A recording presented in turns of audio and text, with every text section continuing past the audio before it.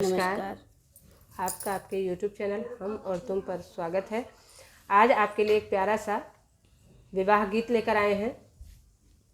इस विवाह गीत में भाई बहन और बेटी और पिता के प्यार को दर्शाया गया है। सुनिए इस प्यारे से विवाह गीत को। ये बेटी का विवाह है।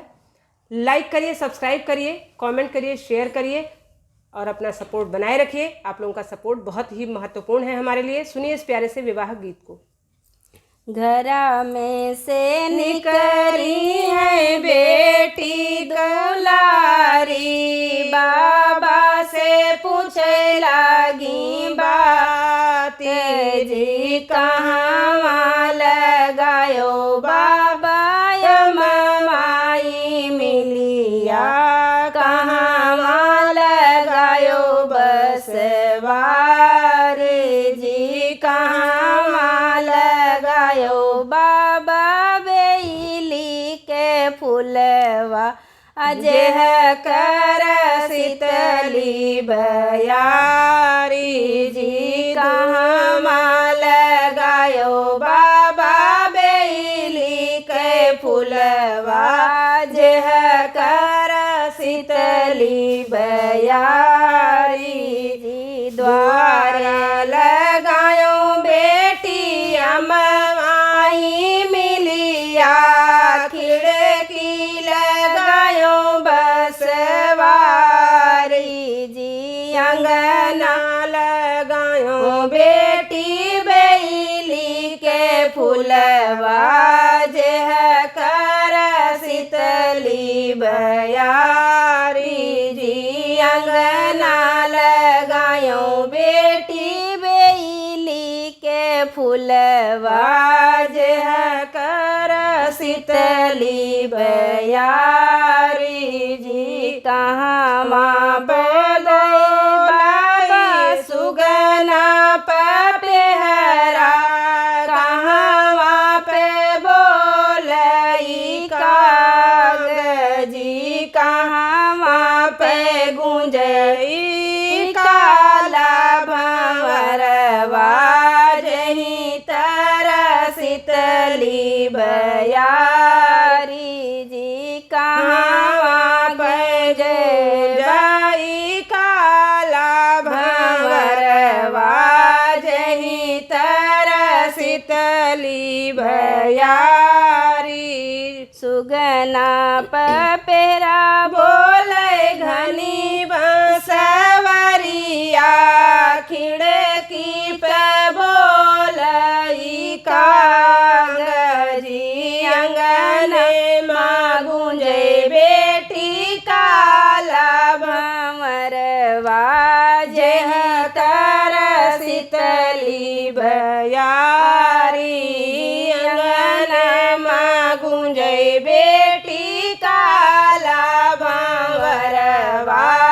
जहीं तर शीतली बयारी, जी हथवा मालिया बेटी बांसे कई डेलरिया, फूल तोड़े चली फूलवारी, जी फूलवा जे तोड़े बेटी धरई डेलरिया, भंवरा जे लगे मंडराई, जी फूलवा जे रिन बेटी धरई डेलरिया, भंवरा जे लगे मंडराई, जी टूटी गए डेलिया हो गिरी गए फूलवा, बेटी जे गई है डेराई, जी छूटी गई डेलरी हो गिरी गए फूलवा, बेटी जे गई है डेराई, जी भीतरा से निकरे है भैया हमार, बहनी कालीन बोलाई, जी भीतरा से निकरे है भैरन भैया, बहिनी से पूछ पूछे लागे बात जी काऊ दियखी मोरी बहिनी डेरायूं कहम से तू दे त्यू बताई जी काऊ दियख मोरी बहिनी डेरायूं हमसे तू दिए त्यू बताय जी बाबा फूलवरिया जे फूल तोड़न गयूं भंवरा रहे मंडराई जी वही देखे भैया हम ही डेरी गईलन हथवा से छूटी गए डेलारी वालेख मोरे भैया जी डरी गैन हथवा से छूटी गई डेलारी जी तेरा से लाओ बहिनी फरसा कटारी फुलवा के काम काटी जी भीतरा से लाओ बहिनी फरसा कटारी फुलवा काटी बहाई जी नहीं रही है बहिनी ओ बैली के फुलवा नहीं रही है भंवरा बसेर जी नहीं रही है बहिनी रे बैली के फुलवा नहीं ले है भंवरा बसेर जी